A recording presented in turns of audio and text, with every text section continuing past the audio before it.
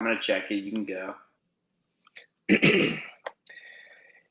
Yo, yo, yo, welcome back to the Out of the Box Show. I'm John Wallace alongside my co-host, Jimmy Luffy. Jimmy Luffy. Has anybody ever called you Jimmy, James? No. They You call him know Uncle. that's They call him Uncle Jimbo. We call him Jimbo. I think I might roll with that. I might try to get that rolling. Jimmy Luffy. Very similar to the name Jimmy Buffett, who passed away, I believe the day before the LSU Florida State game. Overall, just bad weekend that weekend. But I think in a tribute to Jimmy Buffett, which that news did hit me very hard. What an icon in music and whatnot. So I think for this episode, as a tribute to Jimmy Buffett, I'm going to call you Jimmy Luffy, since you're only like a couple letters off from having the same name as him. So we're gonna roll with that. But Lovey, it's great to see you. We missed last week. I'm gonna let you kind of take the floor and shed a few words, tears, whatever you want about the episode last week. Overall, it's funny, right? Yeah. We got to I'll let you tell the story, but we got to the end of the episode, and we figured out what was going on, and we just started laughing about it, and then we went back and watched the over not hit in the the Chiefs Bills game. So, any apologies, any words of encouragement for the Out the Box fans? I mean, the only thing that I think that I wish I had a video is us realizing that it wasn't recorded, because that was probably the best part of the whole thing. By that point, I feel like everyone had heard the sob story, anger, whatever you want to call it, from the Florida State game. So not too worried about that. I do wish that I should have started recording or trying to record as soon as I realized it, and then we should have just put that out. So, to shed a little context, we waited till later in the week because we were just so pissed after the Florida State game. Obviously, it was on a Sunday night, Labor Day weekend, tough week to kind of get an episode in. You got to get back in the swing of things at work and whatnot. We were like, all right, we got to put out an episode, just kind of recapping it, mainly looking ahead to the rest of the season, giving an outlook. We went 40 minutes at halftime of the Monday Night Football game, only to realize at the very end, as I'm reading out the final credits, basically, that we didn't hit record. It is a team effort. There's no blame that's going to go around here, but I do want everybody to know that we did sit down to record. We did not just not record an episode because LSU lost. Honestly, like, it would have been quite entertaining, I think, to hear us whenever we were still heated from the Florida State loss. So just airing all that out, letting everybody know what actually happened, getting out in front of it, as they say. But all that to say, Lovey, it's great to be back with you, Jimmy. It's great to be back with you on another episode of the Out of the Box podcast. LSU kicked the crap out of Grambling last weekend. We knew that was going to happen. LSU plays the Bulldogs this weekend in Starkville. We are going to look ahead, preview that. Very few things to say about the Grambling game. I got kind of a lightning round of questions for Luffy about that game. But overall, looking ahead to Mississippi State and the rest of the season. But before we do all that, I want to give a huge shout out to Blaine Loop with Forte Realty. Blaine Loop is the man. Blaine is coming up for some tailgates this year. He sent me the dates. LSU did have their first home game this past weekend. We were unable to pull a tailgate together, Grambling game, whatnot. We just decided that we're going to save ourselves, right, for some of the bigger games. There are going to be some tailgates this year, so be on the lookout for that.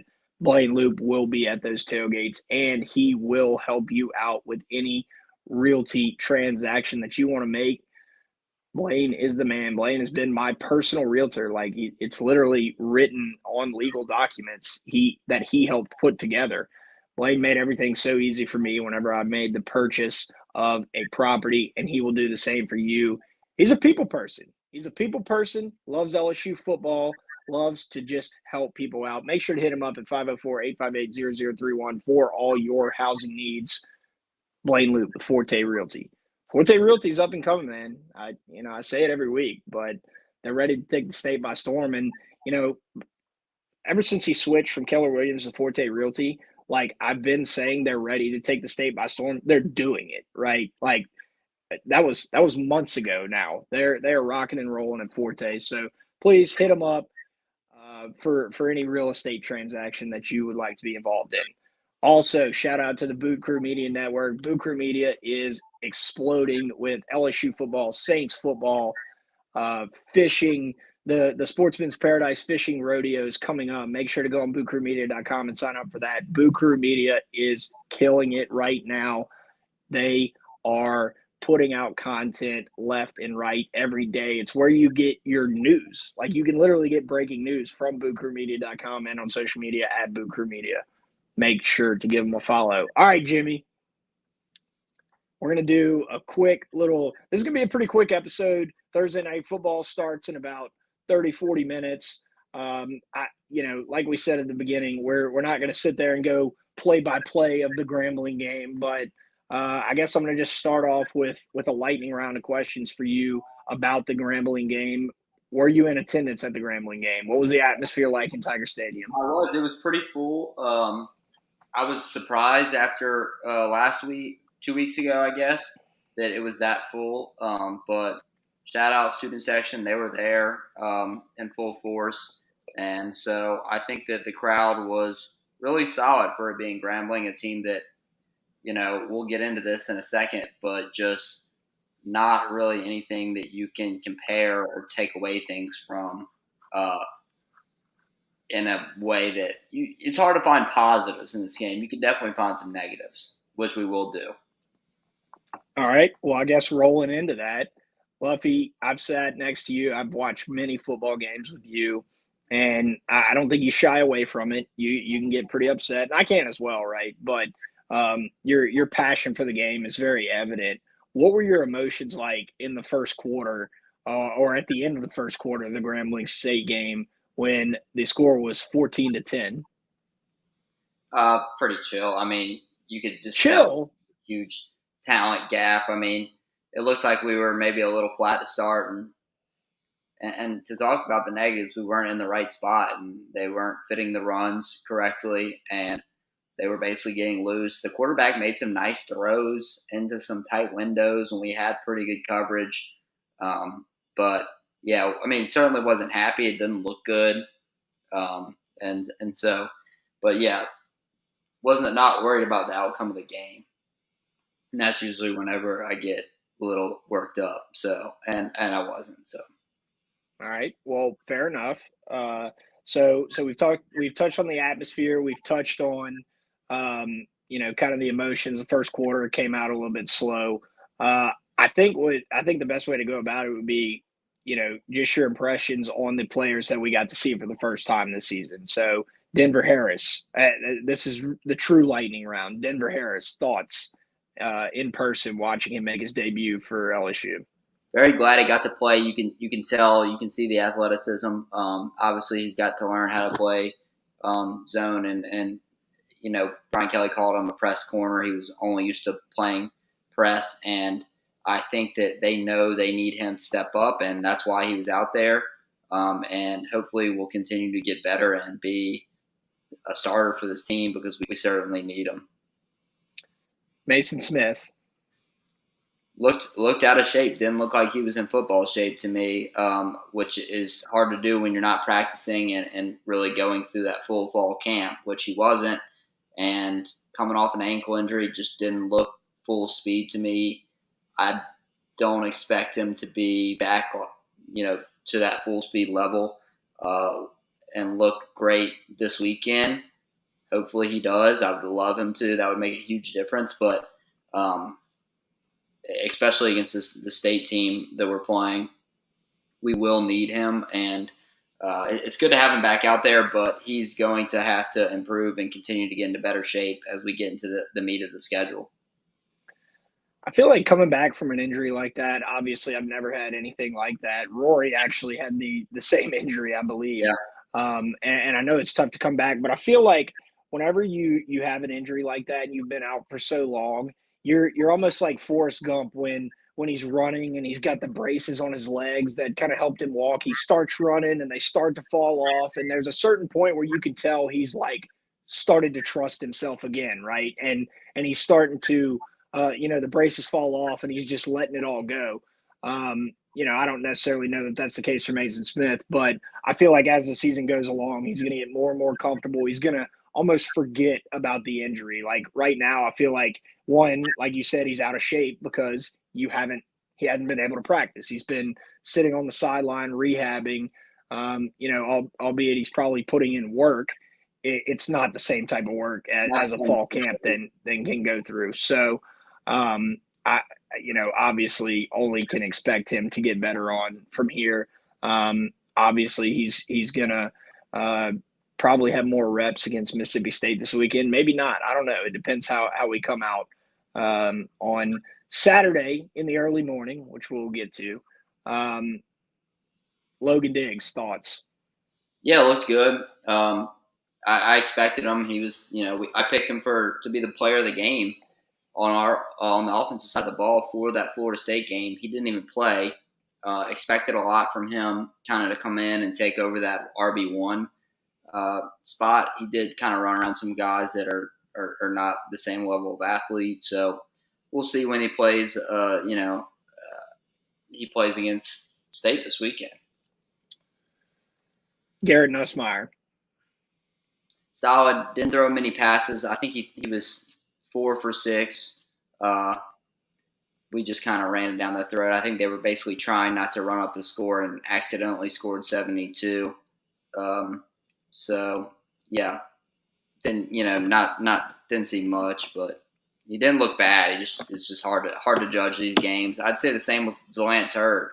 Thought he did well, but it's just hard to judge whenever you're playing a team that the gap in talent is really, really big. Ricky Collins. Again, only 52 passes. So, hard to judge. Handed off a couple times. But, yeah, I'm glad that they all get out there. This is one of those games where it's good to let everyone play. A lot of the young tight ends played, which was a good thing because we are going to need them, as we'll get to in our state preview. All right, I think that wraps it up. The players on Grambling. Okay. So, what do we talk about last week that no one heard? That I was not happy was not in the playbook. Well, first of all, Luffy, and I think I know what you're talking about, but isn't it a shame that that's an episode that it was just like the lost episode of the Out of the Box podcast? I think like right after we got done and we found out we didn't record, I was like, man, and we actually did decent on that one, like normally you don't walk away and you're like, man, that like we did decent. And I'm not going to say we did good. I'm not going to say we were great, but the stats were there. We had time to collect ourselves and, really digest the Florida State loss. Yeah, but we'll get into a lot of those things in this preview, John. In this preview, we're going to get into a lot of those areas that we had concern about because those concerns didn't go away because we played Grambling last week, right? So you're saying, but if we would have played Grambling in week 0, maybe things might have gone a little bit different in the Florida State game. I'm not taking anything away from Florida State. They were the better team. They are the better team than us. And we might talk a little bit about that just because it's in the rear view and nobody was able to hear us yap about it. But going back to what you were saying that the offense was missing a certain sector. Yes. Well, and we ran it on 4th and goal. The QB sneak. QB sneak. Garrett Nussmeier ran the QB sneak, and it worked after we could not punch the ball in from the 1. And if he's got to come in, if Jaden can't take the snap under center, which that was some people's reasoning for us not running the QB sneak against Florida State, then Nuss needs to come in and we need to run the sneak on anything less than a yard. What were your thoughts on the coaching comeback, right? Obviously, this is Grambling. We won 72-10, but Did you see anything from the coaching game? We're also going to talk about Harold Perkins, right? But did you see any adjustments, anything that would lead you to believe that we're at least in the process of fixing the coaching missteps that were made during the Florida State game? Um, I know that's kind of a hard question because it is Grambling. You're talking about Harold Perkins, John, Well, which I that's feel kind of where I'm going, right? Like, I mean, does it look like Harold Perkins won? I want to hear your thoughts on his performance, but does it look like going forward he's going to go back to the inside if we start well, I will playing say at SEC least we were teams? able to adjust and stop the run because Grambling State ran it on us early on. So that was good to see us stop the run because we're going to have to. This state team, this is an old school offense we're playing. It's snapped out of the gun, but these are old school runs, and they've got to stop the run on first down. And if they don't this week, if they're not able to get in those run fits, then they'll lose. So, it's a big week for coaching adjustments. This isn't the same state Mike Leach team we played last year, and I think that I guess we can. Is there any more Grambling questions before we dive full into state? I think that's about it for me. It's hard to tell offensively, John, because Jaden Daniels was just sitting back there. He could have cooked breakfast back there in the bucket, Yeah, I mean it's almost just like deceiving to play a team like Grambling State, but at the same time, like if we would have played them in week 0, and that's kind of been the topic of conversation since the Florida State loss. Like Florida State had a game, prior to the LSU game last year, and maybe that helped them out, maybe it didn't, but I don't know. I think a game like this is necessary. I think it's good for the state. To have a team like Grambling, it's very, a cool experience for them to come and play in Tiger Stadium, but it doesn't really tell you much about your team.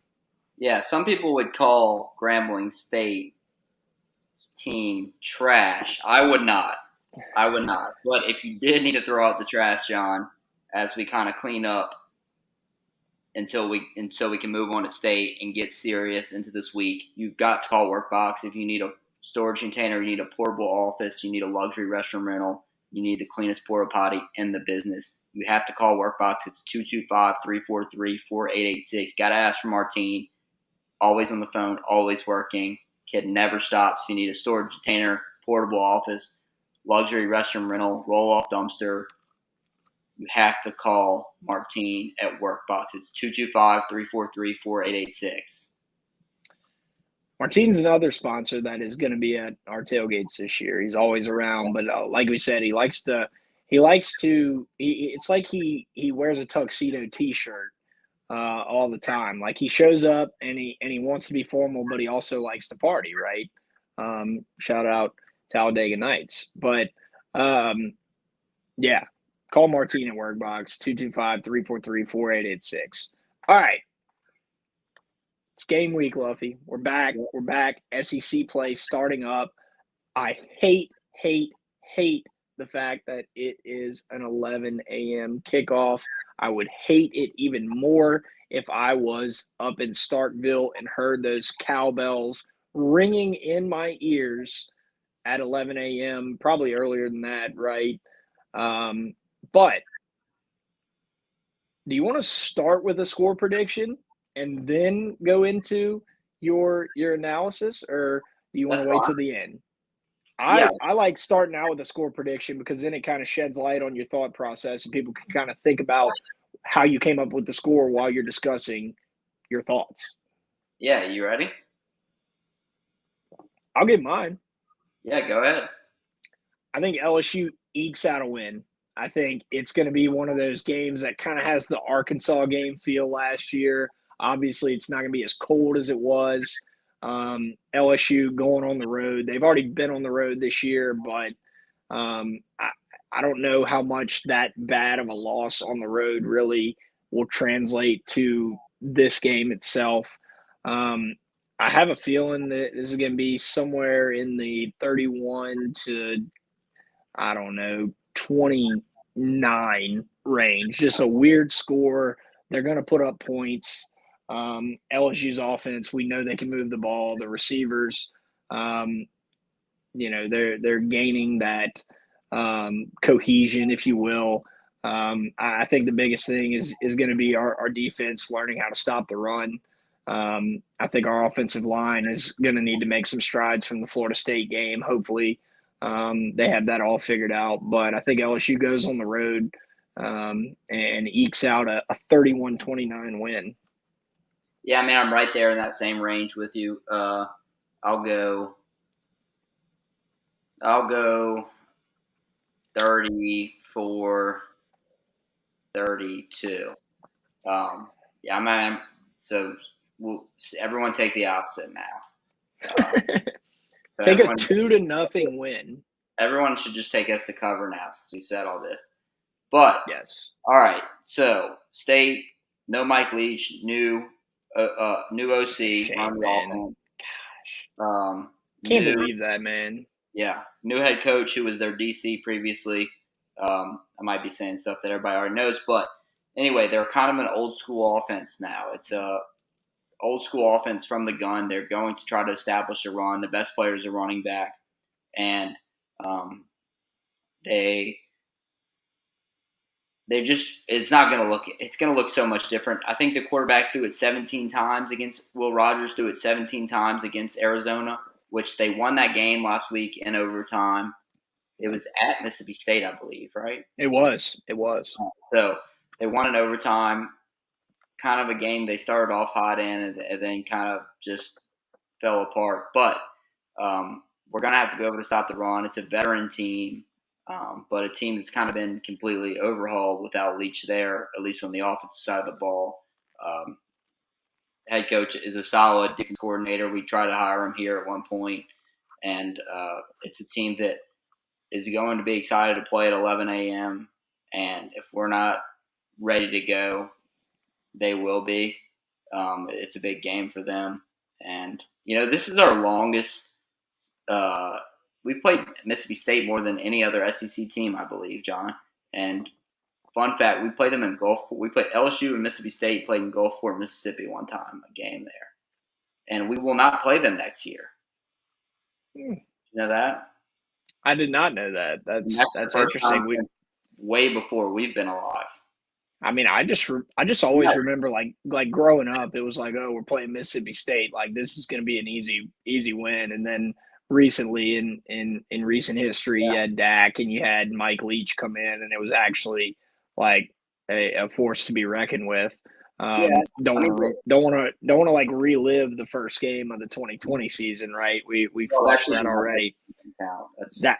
Right. That season is sitting in a workbox land dumpster that was already brought to the landfill. 10,000 people in the stands. Like that's not real college football. I can't stand when people think that season counted. I agree, but an SEC record was broken on that day. So against a quarterback that ended up getting benched later on in the season. Anyway, obviously, very, very different times and whatnot. The whole point was to say that Mississippi State was always, pretty much a surefire win until mainly when Dak got there. Yeah, and I mean, LSU's dominated the series overall, and even since we've been born, John, very dominant there. But it seems like they give us one out of every 3 years, which is the scary part about playing them this year, right? So going to their place, they're going to be ready. More of an old school offense, but still out of the gun. Rodgers only throwing it. Veteran quarterback only threw it 17 times last week. What did he throw it 50 times against us last year? Probably upper 40s, 50 times, maybe more. So completely different. To get to us, I'll start with injuries. Mason Taylor's a game time decision. Brian Kelly just said that in his press conference. He's got to play. We don't have any other tight ends that are not freshmen. The Gilbreth kid, who was like the transfer, struggled bad against Florida State and doesn't really look ready to play. Mason Taylor pretty much got to play with how much tight end they use in this offense. Maybe you'll see Pimpton, McWay, one of the young guys get out there and play. He pretty much has to play. And then Omar Speights is doubtful.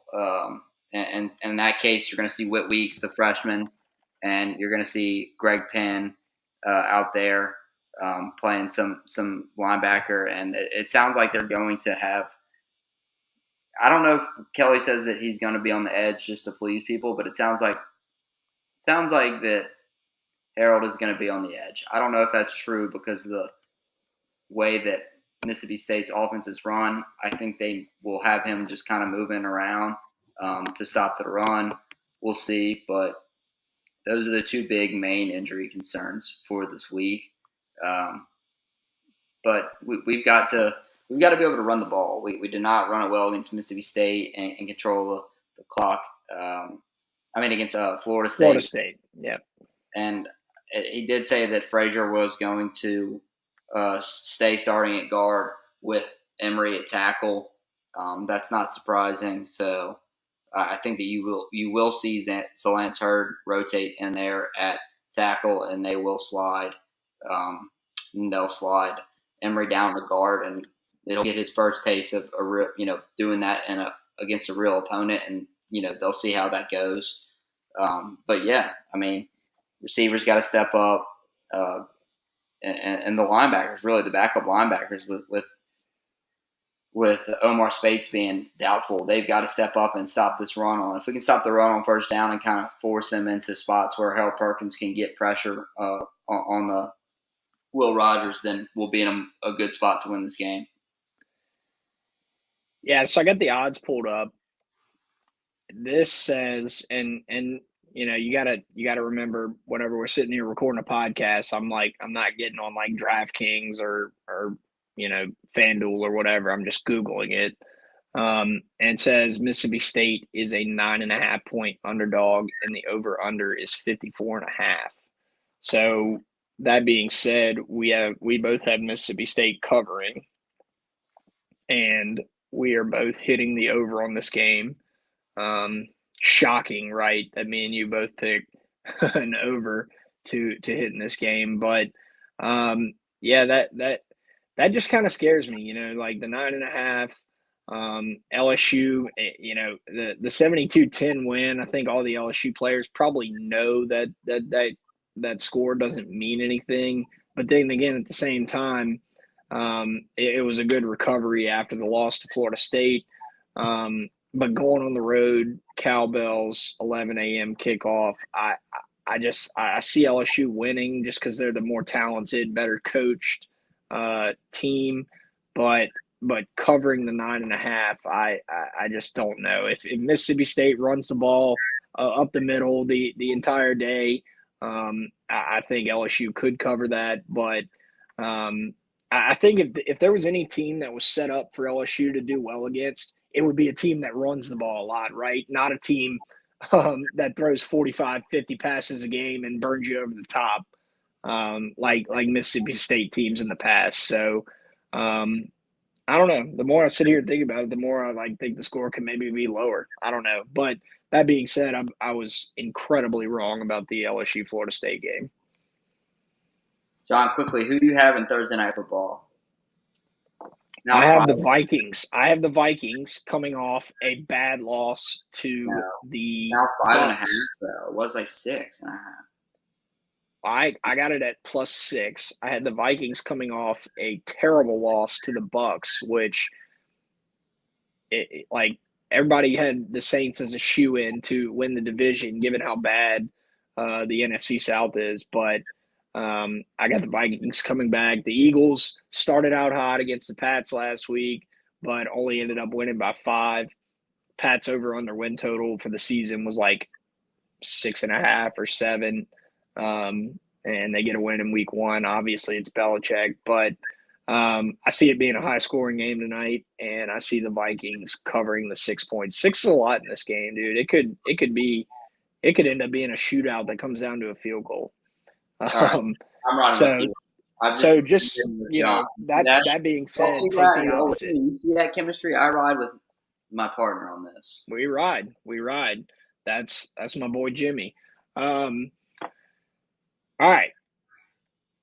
wow, the game starts in 8 minutes, so we need to wrap this sucker up. But yeah, I mean, like I said, I think the biggest thing that LSU faces in this game is it's not for once. It's like, this season obviously we've only played 2 games, but for once it's like, all right, like let's use this game to with a team that runs the ball so much. Let's use this game to work on our middle linebackers. Let's use this game to work on the offense, tweak it, maintain your coverages in the secondary. And I'll say this: if we're not able to dominate up front this game, it's going to be a long season, and that's just the truth, in my opinion. We've got to, and if our score predictions are right, John, and we really struggled kind of to the end, it's gonna be tough. We got a tough little stretch coming up with Arkansas, then Ole Miss, and at Ole Miss.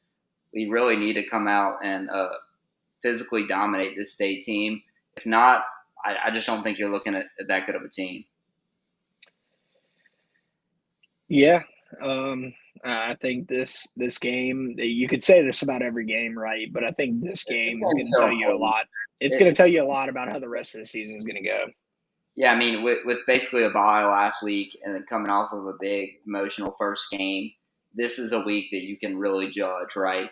So that it's crucial. It's crucial. Yes. So we'll be up and at 'em early. Actually, it was meaning to text you earlier.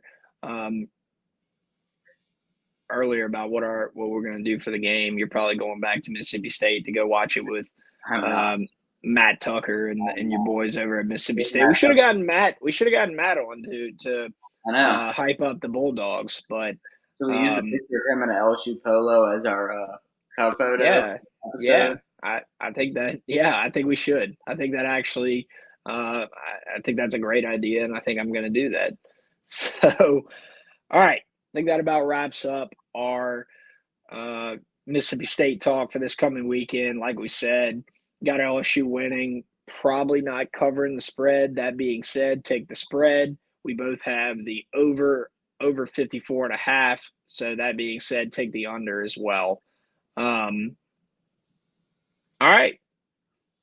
All right. We get on to the House Always Wins segment presented by the House Bar in Tigerland. Shout out to the House Bar in Tigerland. It's football season, best time of year, best time to go to the House Bar in Tigerland. Like, it is still the beginning of the semester. Test, or you probably just got done with your first round of tests. What do you do after the first round of tests? Go to the bar. Which bar do you go to? The House Bar in Tigerland. When you get there, what do you order? A Miller Lite and a slice of pepperoni pizza. Who has the best pizza in Tigerland? The House Bar in Tigerland. It's all a chain of events, right? Like, one decision you make and one thing that you do after you get out of your first, I don't know, accounting 1000 test, or your first calc 1 test, or Luffy, I don't even know what people in med school, that your biology class, or whatever. It doesn't matter. You can take any of those classes and you can all come together afterward and talk about not school at the House Bar in Tigerland. Shout out Jeff and Casey over there. They are always having the bar popping on game day. I'm sure they will be open. I haven't checked their social media. I'm sure they will be open on Saturday for the game, 11 a.m. Get on out to Tigerland. Stay there all day until 2 a.m. It is going to be electric. Make sure to get on out there. You can also find everything house related at housebartigerland.com. Lumpy, I just want to go ahead and say, I've watching you on this episode has been like watching the sunset. I can't see your screen at all right now. Like, right here we started, but I see like a silhouette of you right now. Like, I understand all about, like, you're looking at a computer screen all day. You're trying to get rid of the light stimuli or whatever you call it. Maybe you're trying to do that to help you go to sleep, but I just want to know, I can't see you right now at all. I saw you just take a sip of what looks to be some red wine. I'm drinking red wine as well right now. So cheers. Cheers on that. Cheers on that, Jimmy. Cheers. All right. Luffy, I want to just go ahead and say this real quick. This is a 2-minute drill. I just want to go ahead and just eat crow and kind of admit about the Florida State game. I went on record on this podcast and with a lot of friends and even people who aren't my friends saying that LSU was going to dominate the Florida State game. Had a good chunk of money on LSU covering, alternate spreads, the over, had it all, was so excited for LSU football season, and was absolutely wrong. So I want to get that out of the way before we give our House Always Wins picks. Yeah, that's it. I think I just pretty much said it all. I was dead wrong. But you know what? I don't care because call me a homer or whatnot, but I supported my team financially. I just hope that money makes it back to LSU in some sort of way. So, all right, Luffy, last week, Nope. you and I's NFL picks. You had the Saints -3, and I had the Falcons -3.5. I do not know if the Falcons covered 3.5 against the Panthers. Did they not? No, we didn't have picks last week. I don't know. That game was close though. I think they No, did. no. We got picks. We got picks. It was just an episode that we didn't record. What the Vrabel thing? Sorry for the language, but what? Why would you not go for it? Or the kick and the field goal? Yeah, I was actually at the Saints game in the end zone. I have no idea why you would do something like that. But you know you're not going to go all the way down the field with Ryan Tannehill. Like if it was like someone else, you know, like Rodgers, who shout out Rodgers, that just absolutely sucks. So anyway, we're gonna stick by it. We recorded an episode last week, and we have to acknowledge it, even though it's not on record. We have to be men of our word. And you picked the Saints -3. That did not cover. They won by 1 by a score of 16-15. I chose the Falcons -6 or -3.5. And as I pull it up right now, I am seeing that the Falcons did in fact cover the spread. Carolina had Bryce Young starting, first time quarterbacks in their first game starting as a rookie, or like 0-12 or whatever. We mentioned that.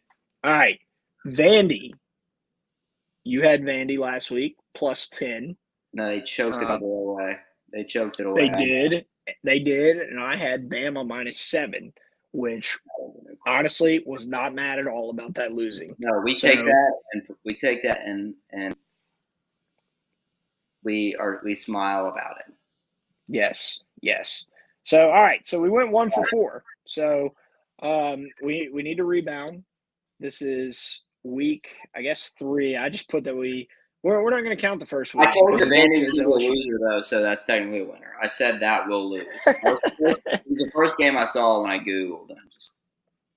Okay. All right, let's start with NFL. Who you got this week? I'm taking your favorite team, the Chiefs -3.5. Jacksonville at home. Everyone's high on them. Chiefs not happy coming off a loss. By the half point, Chiefs -3. All right. Chiefs -3. Mr. Jimmy Luffy. I am going to go with I don't like the spread. I really, to be honest with you, I don't like the entire slate this weekend. So, you know what I think I'm going to do? I thought that's what you were going to be on. What'd you say? I thought you were. I was because if Kelsey, I'm assuming Kelsey's back, right? So that's part of it. Here's what we're gonna do: daily double. I'm taking Chiefs too. I don't care. We used to have a rule that you can't take the same pick, but daily double. Daily double. Let's do it. All right. NCAA. Who you got this weekend? I haven't had a large amount of time to look at the slate for this coming weekend. No, I haven't either. Are you going back to the Bama well, though? So Bama plays South Florida this weekend at South Florida, which is very interesting. So, yeah, let's do it. Nothing worse than Nick Saban coming out after a loss. So yeah, I'm with you there. I'll ride with you. All right, wow. Group ride, NFL. Bama and the Chiefs, not sucker bets at all. Yeah, for sure. We've never been burned on a sucker bet before. What is the spread on the Bama game? like 33. Oh yeah, that's a lock. That's a lock if I've ever heard 33 and one. a half, 33, yeah. All right. That about does it for this episode of the Out the Box podcast. We have to go watch Thursday night football because we have money on it. I can't see Luffy because he's in a room that is pitch black. It started out completely clear. I can't even see a silhouette. Like he's just sitting in the dark right now. Make sure to check out the YouTube video of this episode of the Out the Box show. But thank you guys so much for listening. We promise that last week was a mistake, and it's kind of hard to say that we promise that it's not going to happen again, but it's me and Luffy sitting here drinking and recording a podcast, so anything can happen. But thank you guys so much for all the support. We cannot thank y'all enough. We are looking forward to, we're already in the middle of a great football season, but we're looking forward to a great rest of the football season. Shout out to all of our sponsors, the House Bar and Tigerland, Workbox LLC, Blaine Loop and Forte Realty, and the Boot Crew Media Network. With that, Luffy,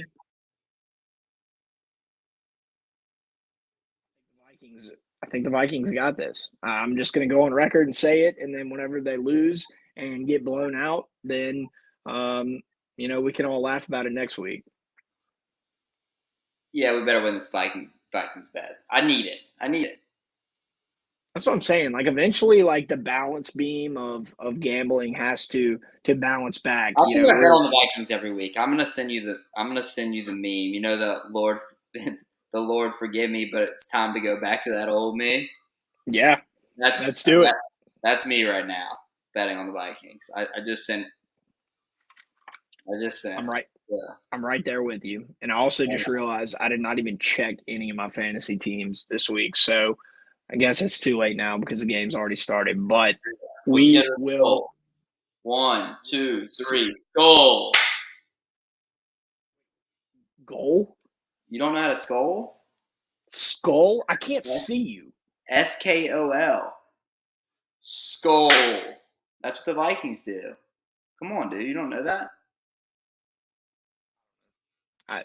I they clap their hands above their heads? I literally can't see you. That is well. All right, we got to wrap this up. I can't even tell what's going on. See y'all next week. Not recording. Ending stream.